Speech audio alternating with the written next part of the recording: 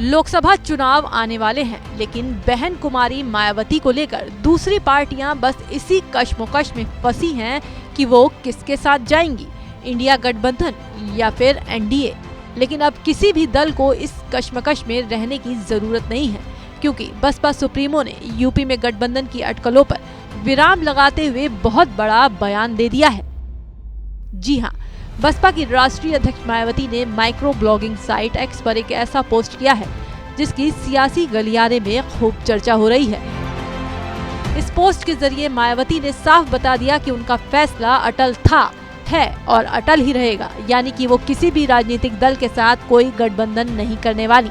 मायावती ने एक साथ दो पोस्ट किए। पहले पोस्ट में उन्होंने लिखा, बीएसपी देश में लोकसभा का आम चुनाव अकेले अपने बलबूते पर पूरी तैयारी और दमदारी के साथ लड़ रही है।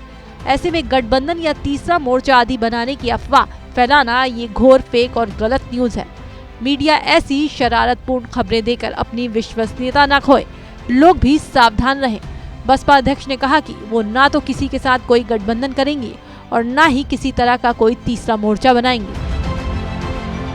इसके साथ ही मायावती ने मीडिया को अपनी विश्वसनीयता बनाए रखने को कहा और लोगों से सावधान रहने की भी अपील की। अपने दूसरे पोस्ट में यूपी की पूर्व सीएम ने विपक्षियों को आड़े हाथों लेते हुए कहा, खासकर यूपी में बीएसपी की काफी मजबूती के साथ अकेले चुनाव लड़ने के कारण विरोधी लोग काफी बेचैन लगते हैं। इसीलिए ये आए दिन किस्म किस्म की अफवाहें फैलाकर लोगों को गुमराह करने का प्रयास करते रहते हैं, किंतु बहुजन समाज के हित में बीएसपी का अकेले चुनाव लड़ने का फैसला अटल।